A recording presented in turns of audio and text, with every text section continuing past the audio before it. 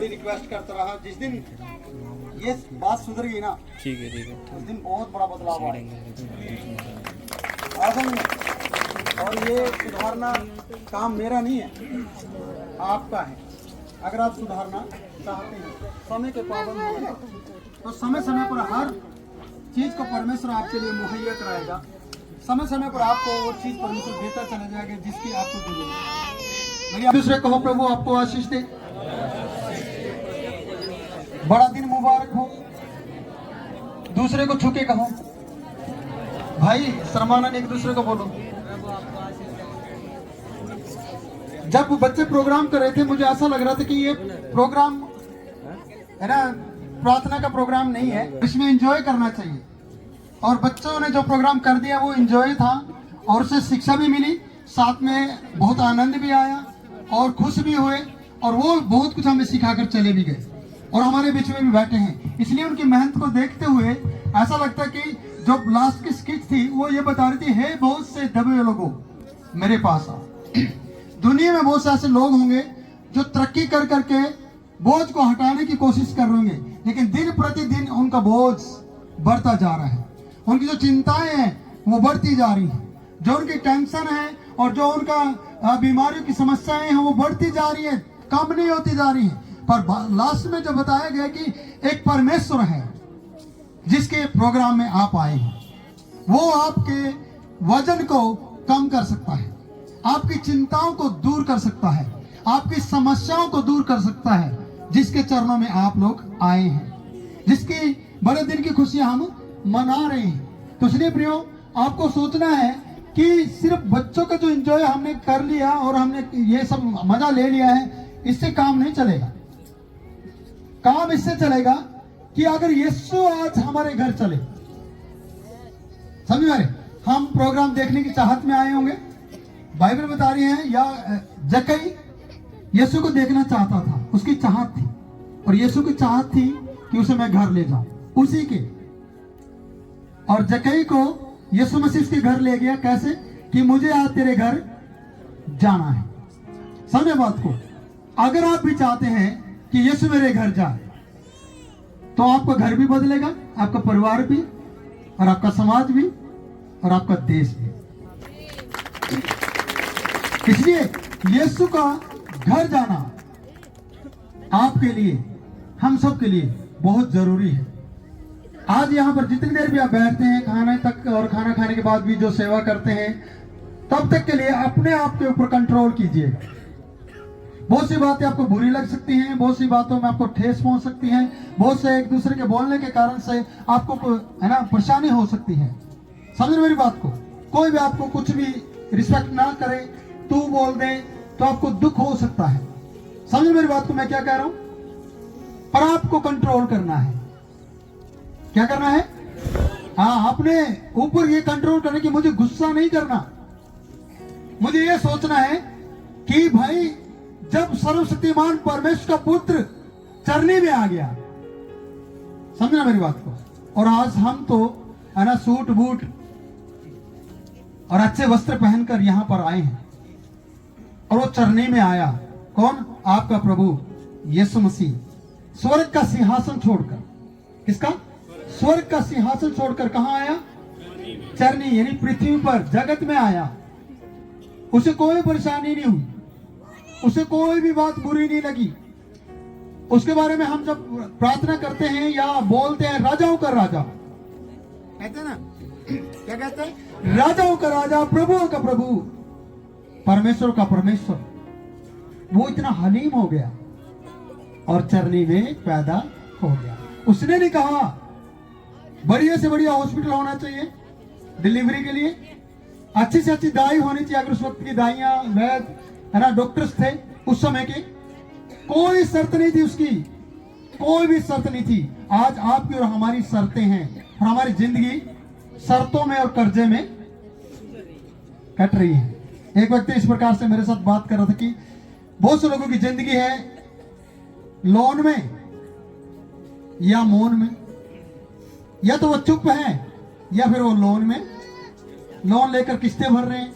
बस यही इस तरीके से जिंदगी कट रही है। पर प्रभु कह रहा है, प्रभु का वचन बता रहा है, मत्ती 11 का 28 में इस प्रकार से लिखा है, हे बोझ से दबे हुए लोगों मेरे पास आओ, हे सब परिश्रम करने वालों, मेहनत करने वालों मेरे पास आओ, मैं तुम्हें विश्राम दूंगा। सोच के देखो, स्वर्ग का परमेश्वर का पुत्र जगत में आकर चरने में जन्म लेकर आज आप सबको निमंत्रण दे रहा है, बुला रहा है अपने पास। कल मैं डांड में था और वहां पर मैंने एक संदेश दिया छोटा सा, इस तरीके से बताऊंगा वो बात कि यीशु मसीह ने कहा बालकों को मेरे पास आने दो। क्या कहा? बालकों को मेरे पास आने दो। और बालक क्या कर रहे हैं? मोबाइल मेरे पास आने दो, मोबाइल मुझे दे दो, आज मेरा बर्थडे है, आज मुझे गिफ्ट चाहिए और कुछ नहीं चाहिए। जिस दिन डिलीवरी होती है उस दिन एक अच्छी नर्स चाहिए, उस दिन एक अच्छा डॉक्टर चाहिए, उस दिन एक अच्छा हॉस्पिटल चाहिए। उसकी माँ से पूछो, उसके बाप से पूछो, समझ रहे मेरी बात? लेकिन बच्चे को कोई लेना देना नहीं है। बच्चा क्या मांगता है? अच्छा वाला चॉकलेट केक, स्ट्रॉबेरी केक। समझ रहे मेरी बात को? उसकी कितनी डिमांडें होती हैं। क्या आपके प्रभु यीशु मसीह की कोई डिमांड है?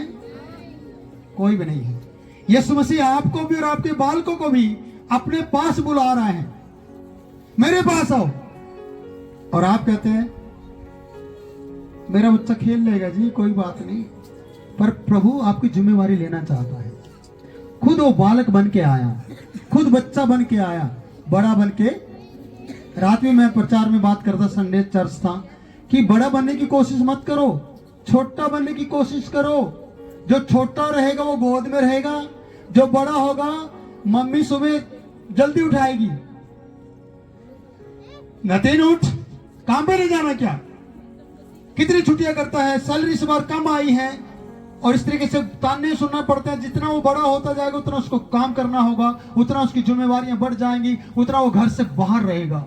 और जितना वो छोटा रहेगा उतना वो अपनी माँ की गोद में और माँ के इर्द गिर्द वो घूमता रहेगा, और माँ और बाप उसकी केयर करते रहेंगे। उसको किसी बात की चिंता नहीं रहेगी। चिंता होगी तो उस बड़े बेटे को होगी जिसने अपने आप को बड़ा बना लिया है, क्योंकि वो सारी चिंता करेगा। और उसके माँ बाप भी उसे कहेंगे ये कर, वो कर, फलानी कर, डिगड़ी कर, और उसे करना पड़ेगा। समझ रहे मेरी बात को? इसलिए जितने भी बेटा बेटियां परिवार के लोग यहाँ पर हैं, अगर हम अपने आप को एक बालक के समान यीशु मसीह के हाथ में सौंप दें तो हमारा बर्थडे भी वही मनाएगा, हमारा गिफ्ट भी वही देगा, हमारी चिंता भी वही करेगा। इसलिए इस बड़े दिन में आज आपको एक शिक्षा लेनी है कि ये बोझ है ना, जो एक यीशु ही उतार सकता है, इसके अलावा कोई नहीं उतार सकता। और ये सच्चाई है भी। मैंने बहुत से लोगों की एक कल हम गवाही सुन रहे थे, रीना सिस्टर थी और वो गवाही दे रही थी। उसका हस्बैंड बाहरले देश में है, फिर उसका बच्चा बाहर है, और उसने कहते कि हमारे बच्चे के 5 बार रिफ्यूज हुए। रिफ्यूज बोलते क्या बोलते? रिफ्यूजल बोलते हैं, है ना, कैंसल लेटर बोलेंगे। 5 बार में इंसान टूट जाता है, वो आज छोड़ देता बाहर जाने के लिए। लेकिन परमेश्वर है, कहता हमने हार नहीं मानी, प्रार्थना नहीं छोड़ी, और प्रार्थना में जाना नहीं छोड़ा, और 5वीं बार प्लेन में चले गए। यह है परमेश्वर का। क्या बार हम हार मान लेते हैं, हम सोचते हैं कि यार कुछ नहीं हो रहा है। कुछ तो हो रहा है, आपको नहीं पता। ये तो उसके सेवक को पता है, जो कहता है जा देख कर आ, बादल उठा ही नहीं उठा। सेवक जाता है, नहीं उठा, कोई बादल नहीं है, कोई बादल नहीं। उसने बोला यार ये तो बार बार, है ना, नकारात्मक बात कर रहे हैं, ये तो बार बार नेगेटिविटी को लेकर आ रहे हैं, बार बार इस तरीके की बातें करते। उसने बोला 7 बार जा। कितनी बार? 7 बार जा, 1 बार नहीं, 7 बार जा। क्योंकि 7 बार जाने से उसके विचार भी बदलेंगे, और मेहनत भी होगी, और उसको थकावट भी होगी, और वो कुछ न कुछ उत्तर लेकर आएगा। और उसका उत्तर फिर भी मरा हुआ था, उसका उत्तर फिर भी छोटा सा था, उसके शब्द ही छोटी छोटी बातों में थे। उसके शब्द ये कह रहे थे कि हाथ जितना बादल दिखाई देता है, पर सेवक, समझ में, सेवक की क्या कहानी थी? सेवक ने क्या कहा? मैं एक बड़ी बारिश को देखता हूं, उस छोटे बादल में एक बड़ी बारिश को देखता हूं। याद रखना, यीशु मसीह आपके अंदर एक बड़ी बारिश को देख रहा है। आइए एक वचन पढ़ते, नहीं तो मेरा वचन लूका की किताब में आ जाओ मेरे साथ।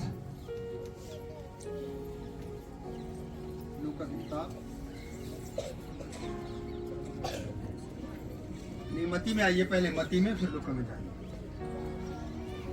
बहुत गहरा है।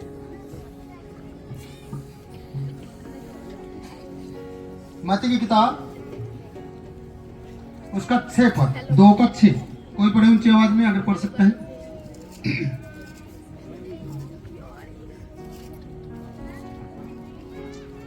हालेलुया।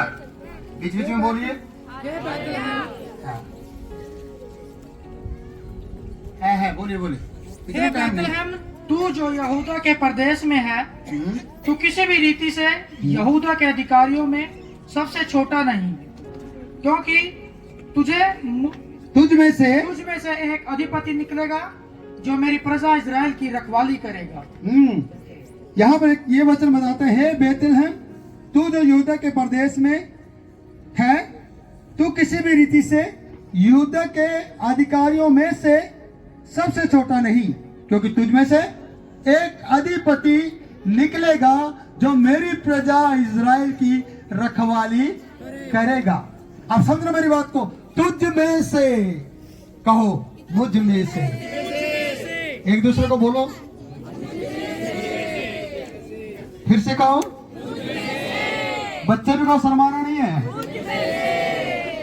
मुझ में से एक अधिपति निकलेगा, और अधिपति का मतलब है स्वामी, मालिक, खुदा, परमेश्वर, रखवाला, सबको चलाने वाला, बनाने वाला, इकट्ठा करने वाला, देने वाला, चिंता करने वाला, केयर करने वाला, वो अधिपति आपके अंदर से निकलेगा। कहो, मेरे अंदर से निकलेगा। इसलिए परमेश्वर का वचन बता रहा है, तुम किसी भी रीति से किसी से भी छोटे नहीं हो। कहो आप एक दूसरे को, मैं छोटा नहीं हूं, मैं प्रभु में किसी रीति से भी छोटा नहीं हूं। आप बोला, प्रभु बस अभी तो करते, छोटा बनना चाहिए, बड़ा कैसे, है ना? ये अलग चीज है, वो अलग चीज है।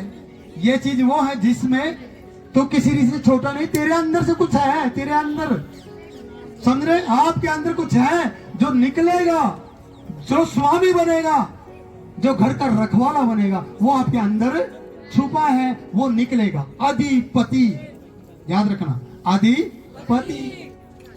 कितनी महान बात है कि वो आदि से, है ना, जो बातें आपके दिमाग में नहीं चली, आराम से नहीं आई, आज वो प्रकट हो रही है कि अधिपति आपके अंदर है। छोटे नहीं है किसी भी रीति से नहीं। बहुत से लोग कहते हैं ये तो गरीब लोग हैं, ये तो दलित लोग हैं, ये तो ऐसे लोग हैं, कहने दो। पर याद रखना, फिरौन ने कहा सब कुछ ले जाओ, आशीर्वाद मुझे। हाँ, अगर फिरौन राजा, दुनिया को चलाने वाला व्यक्ति ये कह सकता है, महान राजा ये कह सकता है कि जाओ सब कुछ ले जाओ, सोना चांदी धन दौलत ले जाओ, कुछ भी ले जाओ, जो जरूरत है वो ले जाओ, भेंट के लिए भी ले जाओ, पर जाते जाते मुझे आशीर्वाद। मैंने अक्सर कहा है, आशीर्वाद किसके अंदर है? हमारे अंदर। ये कहो, मेरे अंदर। मुझे अच्छे लगते हैं ये शब्द, और मैं हमेशा बोलता हूं कि आप जब भी ऐसी बातें करेंगे ना, आशीर्वाद जगह बनाएगा, आशीर्वाद बढ़ेगा, आशीर्वाद, है ना, मोटा होना शुरू होगा, आशीर्वाद बड़ा होना शुरू होगा, आशीर्वाद निकलना शुरू होगा दूसरों के लिए, आपके परिवार के लिए, आपके समाज के लिए, आपके देश के लिए। इसलिए पॉजिटिव बोलना शुरू करो, पॉजिटिव बातें लेकर आओ, अपने अंदर से बाहर आने दो उसको, क्योंकि आप किसी भी रीति से छोटे नहीं हैं। बाइबल ये बताती है, हे छोटे झुंड, क्या कहा कि मत डर। बाकी बड़े झुंड के बारे की कोई टेंशन नहीं ले रहा प्रभु, छोटे झुंड के, जो छोटा है उसकी चिंता कर रहा है प्रभु। इसलिए जब उसकी चिंता करता है प्रभु, तो आप उसमें शामिल करो कि मैं उन लोगों में से आता हूं जिसकी चिंता प्रभु करता है। मैं वो व्यक्ति हूं जिसकी चिंता मेरी परमेश्वर करता है। प्रियो, आपकी चिंता परमेश्वर करने वाला है, इसलिए आप किसी भी रीति से छोटे नहीं हो। क्रिसमस का संदेश ये सिखाना चाहता है कि यीशु मसीह ने चरने में जन्म लिया। जब वो चरने में जन्म ले रहा था, तो आपको पता है वहां की सारी बातें कि उसको घर में जगह नहीं मिली, किसी ने भी उसके लिए दरवाजा नहीं खोला। कोई भी सराय खाली नहीं थी, सराय में धर्मशाला खाली नहीं थी। दिक्कतों का सामना हो रहा था, सिर्फ एक चरनी उसके लिए खुली। और चरनी की हालत आप जानते हैं। आप गौशाला में कितनी देर खड़े होंगे? उतनी देर तक जब तक दूध आपके डब्बे में नहीं भरा जाएगा। 1 किलो 2 किलो दूध जो आपने लेना होगा डब्बे में, तब तक आप वहां खड़े हो सकते, उससे ज्यादा नहीं। क्योंकि भैंसों की और वहां पर जो भेड़ बकरियां तो चरनी है पूरा, और वहां पर तो गोबर भी है, वहां पर तो है ना बहुत सी ऐसी पोटी है जो जानवरों की है, और वहां पर बहुत कुछ है जिसके कारण से वहां बदबू है और उसका जन्म वहां पर खो गया। मेरी बात समझो, ये संदेश आपके समझ में आएगा। आए हम परमेश्वर के वचन की ओर बढ़ते हैं। लूका की तरफ चलेंगे। लूका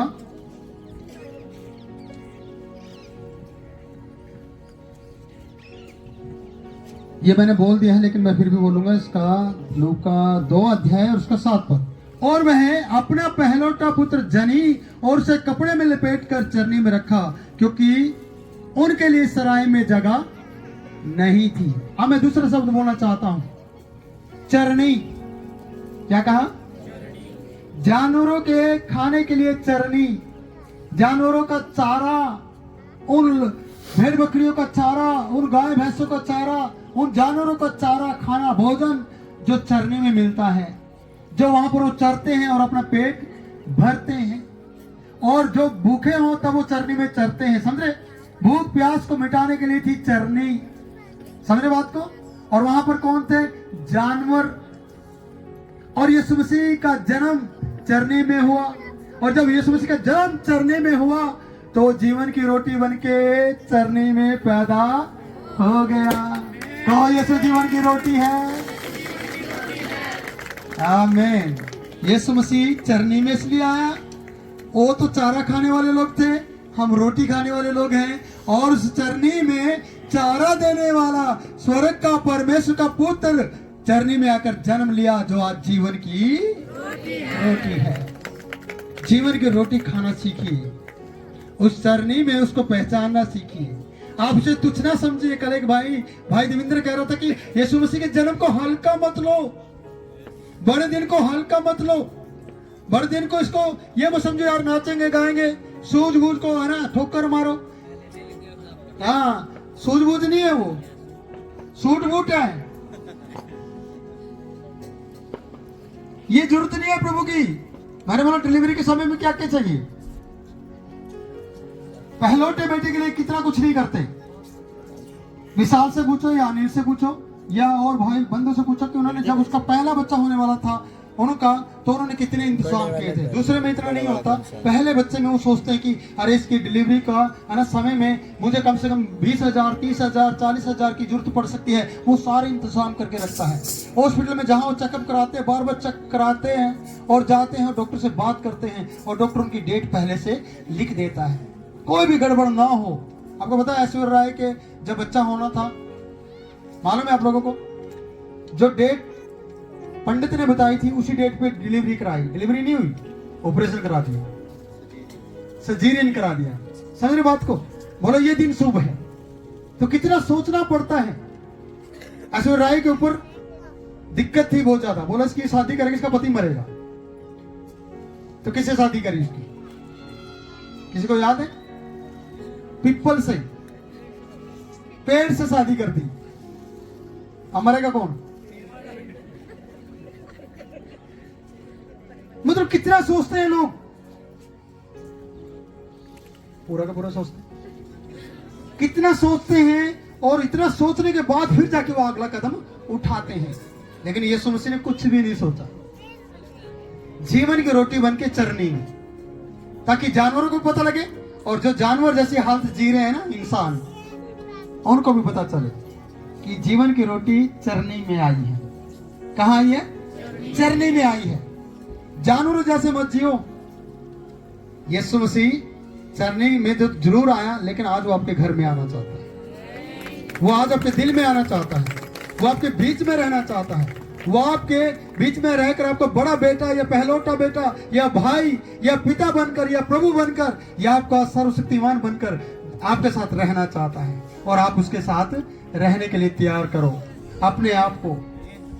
यही है बड़ा दिन का संदेश। बड़ा दिन मैं हमेशा कहता हूँ कि कामकाजी लोगों के लिए होता है, जो काम करना चाहते हैं, जो रोजगार चलाना चाहते हैं, उनके लिए बड़ा दिन होता है। भाई अगर मैं भाई रोहतास से पूछूं, वो अपने फ्रूट का काम करते हैं, सुबह कितने बजे जाते हैं फ्रूट की रेडी के लिए भाई? 9 बजे। और मंडी से कितने बजे लेकर आते हैं? 7:30 बजे से शुरू होता है इसका काम, और शाम को 7 बजे तक। क्यों शाम को 7 बजे तक? क्यों?